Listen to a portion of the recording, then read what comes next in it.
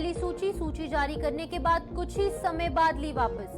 भाजपा के वरिष्ठ नेताओं को नहीं दी गई उम्मीदवारी। प्रदेश के उपराज्यपाल मनोज सिन्हा मिल रहे गृह मंत्री अमित शाह से।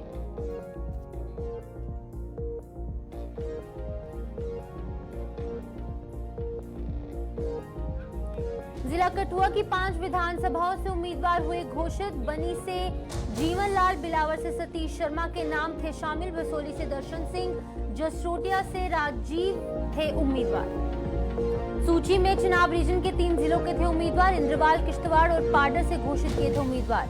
डोडा की 3 विधानसभाओं के उम्मीदवारों को भी मिली थी जिम्मेदारी।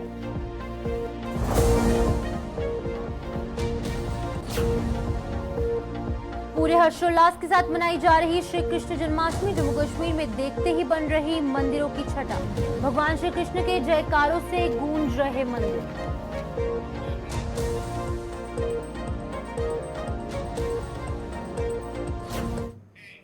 नमस्कार, जम्मू कश्मीर का एक खास बुलेटिन देख रहे हैं आप और मैं हूं आपके साथ शिपवन शर्मा। तो चलिए शुरुआत करते हैं बुलेटिन की। विधानसभा चुनाव के लिए भाजपा द्वारा जारी की गई पहली सूची कुछ ही देर के बाद वापस ले ली गई है। बताया जा रहा है कि इस लिस्ट में भाजपा के कुछ वरिष्ठ नेताओं को उम्मीदवारी नहीं दी गई थी। उम्मीदवारी जो है वो उनको नहीं सौंपी गई थी, जिनमें नाराजगी देखी जा रही थी और भाजपा अब इस लिस्ट को बाद में फिर से जारी करेगी। वहीं पर गृह मंत्री अमित शाह जम्मू कश्मीर के उपराज्यपाल मनोज सिन्हा से मिल रहे हैं और इन तमाम चीजों को लेकर चर्चाएं जो है वो देखने को मिल रही हैं। क्या कुछ रीजंस है ये लिस्ट वापस लेने के, तमाम चीजों को लेकर जानकारी भी लेंगे। लेकिन आपको पहले बता दें कि जिस तरीके से सुबह सवेरे आज श्री कृष्ण जन्माष्टमी के दिन ये पहली सूची जारी की गई थी, जिसमें कि 44 कैंडिडेट्स के नाम शामिल किए गए थे। ये लिस्ट आपके सामने टीवी स्क्रीन पर आप देख सकते हैं, जहां पर कि 44 कैंडिडेट्स के नाम सामने रखे गए थे। लेकिन कुछ ही देर बाद ये सूची जो है वो डिलीट हो जाती है और बताया जाता है कि ये सूची, ये लिस्ट जो है वो मान्य नहीं है। अब ये अंदेशा जताया जा रहा है कि कुछ ही देर में एक बार फिर से लिस्ट जारी हो सकती है। एक महिला उम्मीदवार जो है वो इस लिस्ट में रखी गई थी, जिसका नाम कि यहाँ पर शगुन परिहार बताया जा रहा था, जो कि किश्तवाड़ सीट से कैंडिडेट घोषित की गई थी। बाकी सभी मेल्स कैंडिडेट जो है वो निकलकर सामने आए थे।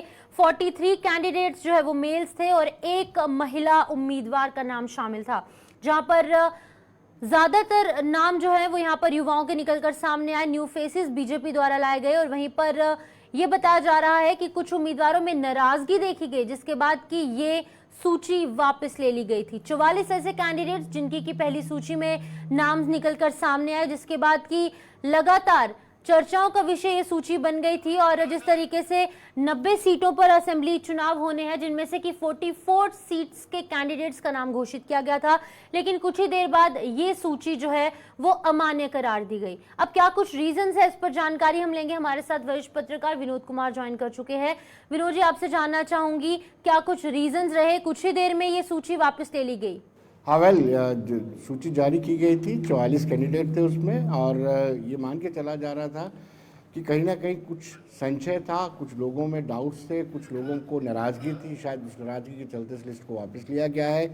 बड़ी नाराज़गी ये थी कि बड़े चेहरे, जो पुराने चेहरे थे, जिन्होंने भारतीय जनता पार्टी को स्टैंड करने में बड़ी भूमिका निभाई थी जम्मू कश्मीर में, जिसमें डॉक्टर निर्मल सिंह का नाम आता है, वो उप मुख्यमंत्री भी रहे हैं, स्पीकर भी रहे हैं। चौधरी श्यामलाल का नाम आता है, वो भी कैबिनेट मिनिस्टर रहे हैं। या फिर कविंद्र गुप्ता का नाम, सत्य सीए का नाम आता है, सुखनंदन चौधरी का नाम आता है। बड़े सारे ऐसे नाम थे बाली बाग जिनको ड्रॉप किया गया है। शायद वो भी एक कारण हो सकता है। दूसरा, कुछ नुमाइंदगियों को लेकर के भी ओबीसी को नुमाइंदगी नहीं मिली है, या फिर कहा जाए कि जाट बिरादरी की 3 जो सीटें थी, तीनों सीटों को रिजर्व कर दिया था, जिसमें जाट बिरादरी की डोमिनेशन है, जिसमें मड़ कह सकते हैं, सुचेतगढ़ कह सकते हैं, रामगढ़ कह सकते हैं। इनमें जाट बिरादरी की यहाँ डोमिनेशन थी, लेकिन उनको नहीं लिया गया। जाट बिरादरी में किसी भी कैंडिडेट को एडजस्ट नहीं किया गया, वो भी एक कारण हो सकता है। या कुछ और भी कारण हो सकते हैं जिनको लेकर के फहरिस्त जारी की गई। लोगों में खुशी, जिनका नाम इस लिस्ट में था, खुशी की लहर दौड़ उठी।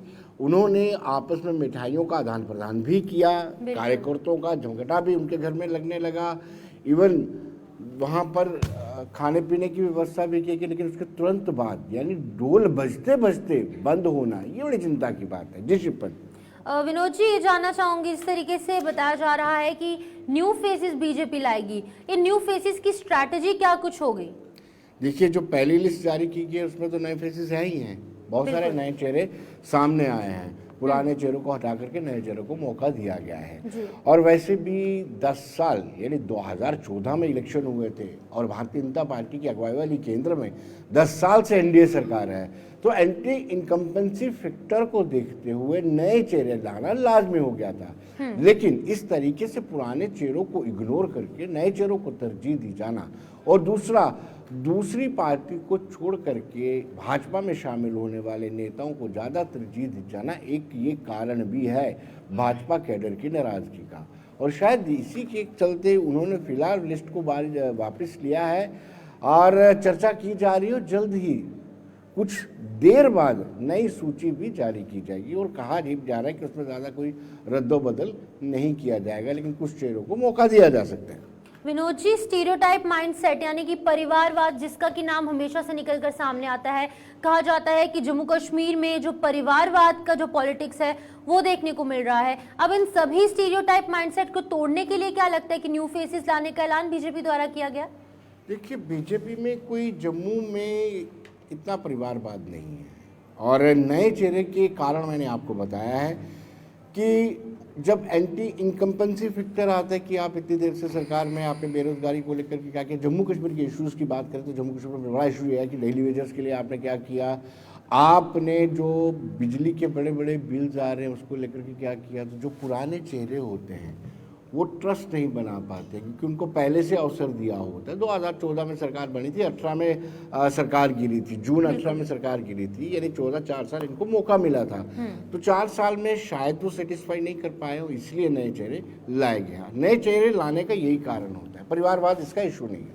जिस तरीके से यहाँ पर कश्मीर डिवीजन के कुछ इलाकों की भी कैंडिडेट्स के नाम इस 44 कैंडिडेट्स में शामिल थे विनोद जी, तो क्या लगता है कि कश्मीर में जिस तरीके से इतना बेस स्ट्रांग नहीं है बीजेपी का, जम्मू में बेस स्ट्रांग है, तो किस तरीके से कश्मीर डिवीजन में अपना होल्ड स्ट्रांग करने की कोशिश की जाएगी? वेल, कश्मीर डिवीजन में प्रयत्न किया जा रहा है, प्रयास किया जा रहा है, कोशिश की जा रही है। आप सोचिए, कश्मीर डिवीजन में सोफी यूसुफ को MLC बनाया गया, दर्शका अंद्राबी को वहाँ पर अकॉफ में एडजस्ट किया, वक्फ बोर्ड में एडजस्ट किया गया। फिर हम अगर और लोगों की बात करें, अजय भारती जो कश्मीरी पंडित हैं उनको भी MLC बनाया गया। इसी तरीके से बाकी भी लोग हैं। वो एक प्रयत्न था, एक कोशिश थी कि कश्मीर में अपना बेस बनाया जाए। और पिछले बार लोकसभा के चुनावों को लेकर के जब लोकसभा की 3 सीटों पर भारतीय जनता पार्टी ने अपना कैंडिडेट नहीं दिया था, तब से ही भारतीय जनता पार्टी पर उंगलियां उठना शुरू हो गई थी। और शायद इस बार इन्होंने जो कैंडिडेट्स अनाउंस किए, काफ़ी सारे कैंडिडेट्स कश्मीर संभाग के भी हैं, 44 कैंडिडेट्स में उनकी भी संख्या काफ़ी है। तो मुझे लगता है कि शायद इस बार कश्मीर में भी कोई खाता भारतीय जनता पार्टी अपना खोलेगी। विनोद जी, जिस तरीके से काफ़ी सारी जो पुराने चेहरे थे, जो एक्सपीरियंस्ड लोग थे, जिनका पॉलिटिकल सफ़र काफ़ी ज़्यादा अच्छा रहा है, उन लोगों के नाम इस लिस्ट में शामिल नहीं किए गए थे। अब जिस तरीके से ये लिस्ट अमान्य घोषित की गई है, क्या लगता है कि जो नई लिस्ट आएगी किन लोगों के नाम इसमें शामिल किए जा सकते हैं? देखिए, ये कहा जाना बहुत मुश्किल है कि किन लोगों को एडजस्ट किया जा सकता है। और जैसे आप भी कह रहे थे, बाकी लोग भी कह रहे हैं कि नए चेहरे इसलिए लाजमी हो चुके हैं क्योंकि जो एंटी इनकम्पेंसी फैक्टर है उसको अगर अपने टैकल करना है तो नए चेहरे होना ज़रूरी है। अब किस पुराने चेहरे को एडजस्ट किया जा सकता है, फिलहाल ये कहना बड़ा मुश्किल होगा। जी शुक्रिया। ठीक है विनोद जी, बहुत बहुत शुक्रिया तमाम जानकारी देने के लिए। विनोद कुमार, वरिष्ठ पत्रकार, यहाँ पर अपडेट कर रहे थे किस तरीके से बीजेपी द्वारा पहले लिस्ट जारी की जाती है और कुछ ही देर बाद इस लिस्ट को अमान्य घोषित कर दिया जाता है। 44 ऐसे कैंडिडेट्स जिनका कि इस लिस्ट में नाम था और इसमें 43 मेल कैंडिडेट्स थे और एक इकलौती महिला उम्मीदवार शगुन परिहार बीजेपी किश्तवाड़ से उन्हें यहाँ पर सीट दी गई थी। अब इन सभी कैंडिडेट्स के नाम घोषित जो है वो यहाँ पर कर दिए गए हैं, अमान्य इस लिस्ट को घोषित कर दिया गया है। जिस तरीके से आपको गुलिस्तान न्यूज के माध्यम से तमाम बड़ी खबरों तक साझा कर रहे हैं, अभी तक की बड़ी खबर से आपको बता दें कि यहाँ पर एक बार फिर से बीजेपी की लिस्ट जो है वो सामने आ चुकी है। बड़ी खबर गुलिस्तान न्यूज के माध्यम से आपको बताने की कोशिश कर रहे हैं।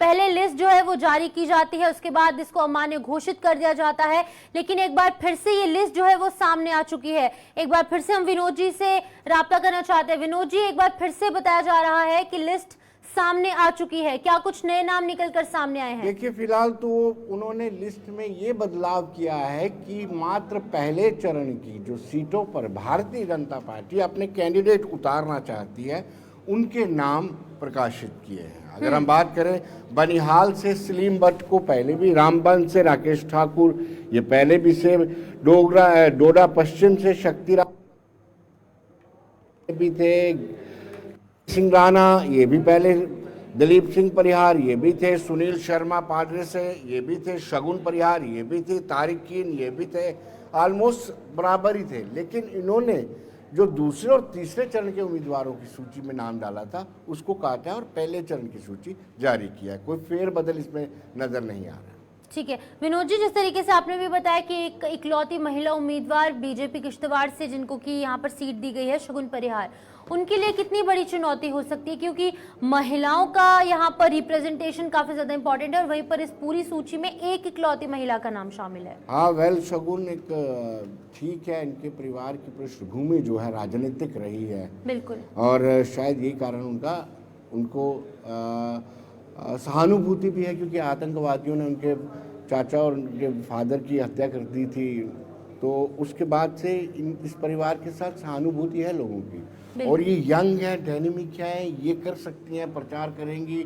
और मुझे लगता है कि किश्तवाड़ सीट में जो वहाँ पर डिलिमिटेशन हुई थी, डिलिमिटेशन के बाद इसमें हिंदू पॉपुलेशन भी काफ़ी है, तो उस लिहाज से ये जो समीकरण बन रहे हैं, उस लिहाज से मुझे लगता है कि शगुन के लिए ये बहुत बेहतर अवसर है, और इस अवसर को कैसे बुनते ये आने वाला वक्त बताएगा। विनोद जी, पहले फेज में जहां पर इलेक्शंस होने हैं उनकी सूची जारी कर दी गई है। एक बार फिर से अब मोहर लग चुकी है कि ये पहले फेज में जहां पर इलेक्शंस होंगी ये उन कैंडिडेट्स की लिस्ट के नाम है। दूसरे और तीसरे फेज में जहां पर इलेक्शन होगी वहां पर अभी तक मोहर नहीं लगी। क्या कुछ लगता है कि क्यों ये लिस्ट वापस ली गई और अब पहले फेज के जो कैंडिडेट्स हैं उनके नाम सामने लाए गए? लिस्ट वापस ली है, दूसरी लिस्ट जारी की है, और उसमें ये कहा गया है कि पहले चरण के जितने उम्मीदवार हमने उतारने उसकी लिस्ट जारी की गई है। लेकिन कुछ ना कुछ विरोध जरूर हुआ है। विरोध के चलते ही जो लिस्ट वापस ली गई है दूसरे और तीसरे चरण की, मुझे लगता है कि उसमें विरोध हुआ है। विरोधाभास के चलते उन्होंने पहले, अब जब नई लिस्ट जारी की है, सिर्फ और सिर्फ पहले फेज का ही उसमें जिक्र किया गया है, और जिसमें 15 उम्मीदवारों की, हालांकि 24 पर इलेक्शन होने हैं पहले चरण में, 15 उम्मीदवारों की फहरिस्त जारी की है देश पर। विनोद जी, यहाँ पर आपको बता दें बड़ी खबर निकलकर सामने आ रही है, जहाँ पर जम्मू कश्मीर असेंबली इलेक्शंस को लेकर बड़ी खबर सामने आ रही है। भाजपा ने उम्मीदवारों को लेकर दूसरी सूची जारी की है, जहाँ पर पहली सूची को अमान्य घोषित किया गया था और नई लिस्ट जारी यहाँ पर कर दी गई है। नई सूची असेंबली इलेक्शंस को लेकर जारी की गई है और इस सूची में 15 कैंडिडेट्स के नाम शामिल किए गए हैं। पहली फेज में जहाँ पर इलेक्शंस होने हैं 24 सीटें उसमें यहाँ पर बताई जा रही है, लेकिन सिर्फ मात्र 15 सीटों के जो उम्मीदवार हैं उनके नाम इस सूची में जारी किए गए हैं, जिसमें कि बड़ा फेरबदल नहीं किया गया है। सेम कैंडिडेट्स के नाम जो है वो एक बार फिर से नई सूची में शामिल किए गए हैं। सेकेंड और थर्ड फेज में जिन सीटों पर इलेक्शन होने हैं उनकी सूची बाद में यहाँ पर सामने लाई जाएगी, लेकिन अभी फिलहाल 15 सीटों के जो कैंडिडेट्स हैं उनके नाम सामने लाए गए हैं। और कहीं ना कहीं ये बताया जा रहा है कि बड़े पैमाने पर विरोध जो है वो देखने को मिला है। भाजपा के अंदर कुछ इंटरनल डिस्प्यूट देखने को मिला, जिसके बाद की ये सूची वापस ली गई और नई सूची सामने लाई गई है, जिसमें कि फर्स्ट फेज ऑफ इलेक्शंस में जो कैंडिडेट्स हैं उनके नाम सामने लाए गए हैं, जिसमें कि चिनाब वैली के कुछ सीटों के नाम शामिल किए गए हैं। एक बार फिर से हमारे साथ विनोद जी ज्वाइन कर चुके हैं। विनोद जी, आपसे जानना चाहूंगी, जिस तरीके से कांग्रेस में हमने हमेशा से सुना था कि अंतरकला है, इंटरनल डिस्प्यूट है, अब कहीं ना कहीं बीजेपी में भी इस तरीके की खबरें निकलकर सामने आने लग चुकी हैं, क्या कुछ कहें? शिपन होता है ऐसे कि जो भी राजनीतिक दल होता है, जैसे जैसे इलेक्शन करीब आते हैं और एक एक कॉन्स्टिट्यूंसी में 4 से ज्यादा दावेदार होते हैं, तो आप अंदाजा लगा सकती हैं एक अनार 100 बीमार, तो उसमें झगड़ा तो लगेगा ही, किसी एक को टिकट मिलनी है। ये तो है नहीं है कि 4 दावेदार हैं तो चारों ही कैंडिडेट बन सकते हैं, किसी एक को कैंडिडेट बनना है। जिस एक को कैंडिडेट बनना है तो पिछले जो 3 बच जाते हैं वो नाराजगी व्यक्त करते हैं। वो नाराजगी फिर मतदान तक या फिर पार्टी को डैमेज भी करती है, और शायद डैमेज कंट्रोल के चलते ही इस पहली जो लंबी लिस्ट निकाली गई थी 44 लोगों की उस लिस्ट को वापस लिया गया है। जी शिल्पा। जिस तरीके से आपने भी बताया विनोद जी कि कुछ ऐसी कम्युनिटीज है जिनको रिप्रेजेंटेशन नहीं दी गई, जाट बिरादरी है, ओबीसी है और अन्य भी कुछ ऐसी कम्युनिटीज है, तो उनको लुभाने की कैसे कोशिश की जाएगी, क्योंकि एट द एंड उनका वोट भी बीजेपी को चाहिए कहीं ना कहीं। डेफिनेटली ये प्रयत्न किया जाएगा, ये जरूर कोशिश किया जाएगा कि ऐसा डिप्राइव्ड सेक्शन जो है जिसको रिप्रेजेंटेशन नहीं मिली है, एटलीस्ट अगली सूची में उसको फहरिस्त में शामिल किया जाए, ताकि वो डिप्राइव ना रहे और उनको भी रिप्रेजेंटेशन मिले और वो एनाइड होकर के किसी दूसरी पार्टी को वोट ना डालें। ये स्ट्रेटेजी रहेगी। जिस तरीके से 15 उम्मीदवारों के नाम सामने आए हैं, वहीं पर अगर हम अन्य बाकी सीटों की बात करेंगे, कुल 90 सीटें हैं विनोद जी, तो क्या लगता है कि कौन से बड़े नाम शामिल हो सकते हैं? क्योंकि अगर हम प्रदेश अध्यक्ष रविंद्र राणा की बात करेंगे और बड़े कई चेहरे जिनके नाम इसमें नहीं सामने लाए गए, तो क्या लगता है कि ये बड़े चेहरों का आना वापस से राजनीति में और इस इलेक्शंस में उनका कैंडिडेट होना कितना ज्यादा इंपॉर्टेंट है बीजेपी के लिए? देखिए, इस वक्त ये कहना कि किस का नाम आएगा, किस बड़े चेहरे का नाम आएगा, ये मुश्किल है और नामुमकिन है। ये आने वाला वक्त बताएगा कि हाईकमान, जो शीर्ष नेतृत्व है भाजपा का, वो क्या डिसाइड करता है। अलबत्ता उनकी नाराजगी इस बात का संकेत है कि लिस्ट इनको वापस लेनी पड़ी है। बदलाव कितना होगा ये वक्त बताएगा।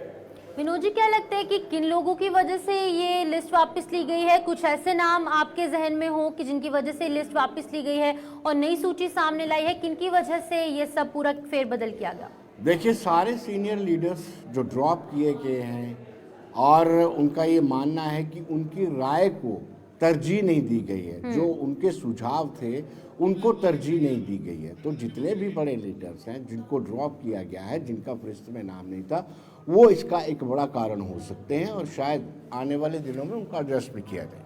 ठीक है विनोद जी, बहुत बहुत शुक्रिया तमाम जानकारी देने के लिए। जहां पर लगातार बीजेपी की जो पहली लिस्ट है वो कहीं ना कहीं चर्चाओं का विषय आज सुबह से ही बनी है। श्री कृष्ण जन्माष्टमी के दिन यानी कि आज 26 अगस्त के दिन पहले सूची जारी की जाती है, फिर इसे वापस लिया जाता है, कहीं ना कहीं सोशल मीडिया और सभी जगहों से डिलीट किया जाता है, जिसके बाद अब एक और नई सूची जारी की जाती है जिसमें मात्र 15 कैंडिडेट्स के नाम शामिल किए जाते हैं। जो सुबह लिस्ट जारी हुई थी, 44 ऐसे कैंडिडेट्स थे जिनके नाम जारी किए गए थे और अब 15 कैंडिडेट्स की लिस्ट जो है वो निकलकर सामने आई है। हालांकि पहले फेज में 24 सीटों पर चुनाव होंगे, लेकिन अभी तक मात्र 15 नाम निकलकर सामने आए हैं। आगे वाली लिस्ट भी बहुत जल्द जारी हो सकती है और क्या कुछ इसमें नाम होंगे वो भी आपको गुलिस्तान न्यूज के माध्यम से जरूर साझा करेंगे। इसी बीच अगली खबर की ओर बढ़ेंगे, जहां पर बीजेपी ने पहली सूची में जिला कठुआ की 5 विधानसभाओं के लिए उम्मीदवार घोषित किए थे। भाजपा ने बनी विधानसभा से जीवन लाल, बिलावर से सतीश शर्मा, बसोली से दर्शन सिंह, जसरोटा से राजीव जसरोटिया और वहीं पर हीरानगर विधानसभा से एडवोकेट विजय कुमार शर्मा को उम्मीदवारी सौंपी थी। इन विधानसभाओं में ये पांचों उम्मीदवार कितना मादा रखते हैं, इन पर बातचीत के लिए हमारे साथ कठुआ से संवाददाता ज्वाइन करेंगे। लेकिन पहले आपको बता दें कि जिला कठुआ में भी जिस तरीके से यहाँ पर 44 कैंडिडेट्स की लिस्ट सामने आई थी, जिनमें कि कठुआ के भी कुछ उम्मीदवारों के नाम घोषित किए गए थे, लेकिन क्योंकि अब ये लिस्ट वापस जा चुकी है, अब क्या कुछ फेरबदल होगा या फिर नहीं, ये देखने वाली बात होगी। तमाम चीजों को लेकर हमारे साथ जानकारी देने के लिए सरबजीत सिंह ज्वाइन कर चुके हैं कठुआ से। सरबजीत, आपसे जानना चाहूंगी, पहली लिस्ट जो जारी होती है उनमें तमाम नाम सामने आते हैं, 5 विधानसभाओं के 5 उम्मीदवारों के नाम सामने आते हैं। अब नई लिस्ट जारी होगी, क्या लगता है कि नाम सेम रहने वाले हैं या फिर कुछ फेरबदल हो सकता है? जी बिल्कुल शिफन, कठुआ की 6 विधानसभा में से 5 विधानसभा क्षेत्र के उम्मीदवारों की सूची जो है वो जारी की गई थी, जो थोड़ी देर बाद ही भाजपा की ओर से अमान्य घोषित कर दी गई। और जिस तरह से आपने खबर दिखाई है कि चरणबद्ध तरीके से, जिस तरह से पहले चरण के जहां पर मतदान होने हैं वहां की लिस्ट जो है वो जारी कर दी गई है, तो मुझे लगता है कि आने वाले समय में भी चरणबद्ध तरीके से ही भारतीय जनता पार्टी की ओर से अपने उम्मीदवारों की लिस्ट जो है वो जारी की जाएगी। कठुआ की अगर बात की जाए, कठुआ में से 6 विधानसभा क्षेत्र हैं, वहीं बिलावर, हीरानगर, जसरोटा और कठुआ, इनमें से 5 विधानसभा क्षेत्रों की सूची जो है वो जारी की गई थी। कठुआ को छोड़ के, जो अभी एससी वर्ग के लिए रिजर्व रखी गई है, उस सीट को छोड़कर बाकी सभी 5 विधानसभा क्षेत्रों की सूची जो जारी कर दी गई है। इसमें कई बड़े नाम हैं जो इस बार इस सूची में नहीं है। पूर्व उप मुख्यमंत्री डॉक्टर निर्मल सिंह, जो कि इस बार ये अंदेशा जताया जा रहा था कि वो कसौली विधानसभा क्षेत्र से चुनाव लड़ेंगे, उनका नाम इस लिस्ट में शामिल नहीं है। और इसके अलावा अगर बात की जाए तो बिलावर से, बनी से, हीरानगर से और जसरोटा से भी कई बड़े चेहरे हैं जिनका नाम इस सूची में नहीं है। और ये कहा जा सकता है कि कहीं ना कहीं भारतीय जनता पार्टी की ओर से जो पैनल में नाम भेजे गए थे, जिसकी केंद्रीय चुनाव समिति में जो बैठक हुई है वहां पर डिस्कशन हुई है, उसके बाद कई नामों पर आपत्ति थी और कई नाम जो है वो सामने आए हैं जिनको फाइनल किया गया है। तो आपत्ति के चलते ही ये सूची जो है वो वापस की गई है, जिस तरह से सूत्र बता पा रहे हैं। तो आने वाले समय में चरणबद्ध तरीके से जिस तरह से सूची जारी की जा रही है, तो पटुआ का तीसरा चरण है और ये अंदेशा लगाया जा रहा है कि तीसरे चरण पर में ही इस सूची को जारी किया जाएगा। लेकिन जिस तरह से सूची जारी हुई है सुबह 10 बजे, उसके बाद जिन उम्मीदवारों के नाम इस सूची में आए हैं उनके जो समर्थक हैं वो लगातार बधाई संदेश देकर उनके घर पे पहुंच रहे थे। और जिस तरह से सूची जारी हुई है उसके बाद ये भी कहा जा रहा है कि बहुत जल्द जो है भारतीय जनता पार्टी के जो उम्मीदवारों की सूची जारी की गई थी उनकी ओर से एक खुशी का इजहार जो भी करना था उसके लिए भी जो है समय सारणी तय की गई थी। लेकिन अब सूची जो है वापस हो गई है। अब सरजीत, नए चेहरों को मौका दिया जा रहा है बीजेपी द्वारा इस बारी, तो कितना इम्पोर्टेंट है पुराने चेहरों को रिडीम करना, वापस से लाना, क्योंकि लोग जो हैं वो एट द एंड पुराने उम्मीदवारों पर ज्यादा भरोसा करते हैं। तो कितना इम्पोर्टेंट है कि पुराने चेहरों को यहाँ पर वापस लाया जाए ताकि बीजेपी अपनी सरकार जम्मू कश्मीर में बना पाए। बिल्कुल, जिस तरह से 5 विधानसभा क्षेत्रों की सूची जारी की गई थी उसमें सिर्फ 2 ही ऐसे चेहरे हैं जो इस बार पुराने चेहरे। बिल्कुल, कठुआ से राजीव जसरोटिया विधायक थे, वो मंत्री भी रहे, लेकिन कठुआ अनुसूचित जाति के लिए रिजर्व होने के बाद अब वो जसरोटा कॉन्स्टिट्यूंसी में उनका नाम जो है उम्मीदवार लिस्ट में जारी हुआ। वहीं दूसरी ओर जीवन लाल जो कि बनी से विधायक हैं, उनको एक बार फिर से मौका वहां से दिया गया था जिस तरह की सूची जारी की गई थी। बिलावर, कसौली, हीरानगर की जो नाम है उनमें तब्दीली की गई है, नए चेहरों को वहां पर मौका दिया गया है। जरूर कहने के भारतीय जनता पार्टी के जिस तरह से पहले ही जिक्र किया गया था, इस बार नए चेहरों को जो है वो सामने लाया जाएगा। तो उम्मीद यही जताई जा रही थी कि जो नए चेहरे हैं वो काफी अच्छा करेंगे, क्योंकि जो पुराने चेहरे हैं कहीं ना कहीं ये कहा जा रहा है कि भारतीय जनता पार्टी की ओर से कुछ ऐसे चेहरे भी लाए गए हैं जिनकी पब्लिक में काफी ज्यादा डिमांड है, काफी ज्यादा अच्छी पकड़ है। भारतीय जनता पार्टी के अगर राजीव जसरोटिया की बात की जाए तो कठुआ में काफी उनकी ज्यादा पकड़ है। वहीं कठुआ से जो विधानसभा क्षेत्र अलग हुआ है, नया विधानसभा क्षेत्र बनाया गया है जसरोटा, वहां से उनको टिकट दिया गया था, उम्मीदवार बनाया गया था। तो कहीं ना कहीं उनकी काफी ज्यादा पकड़ इस इलाके में है, तो उसको देखते हुए भारतीय जनता पार्टी की ओर से उनको टिकट जो है वो यहाँ पर दिया गया। लेकिन जिस तरह से सूची जो है मान्य की गई है, उम्मीद ये जताई जा रही है कि जल्द ही अगली सूची जारी होगी और फेस्ड बैनर में ये सूचियां जारी की जाएंगी। तो इसमें कोई दो राय नहीं है कि इस सूची के बाद कहीं ना कहीं अंतर विरोध जो है वो जरूर हुआ है, जिसके चलते इस सूची को जो है अमान्य घोषित किया गया।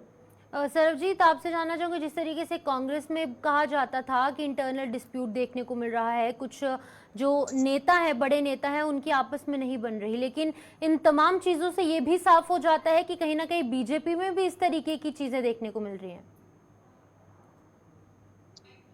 जी बिल्कुल, जिस तरह से मैंने पहले जिक्र किया कि पैनल में 3 से 4 नाम जो हैं वो डिस्कशन में लाए जाते हैं। केंद्रीय चुनाव समिति की ओर से जो बैठक की गई, वहां पे नामों का जो प्रस्तावित नाम है उन पर चर्चा वहां पर की जाती है।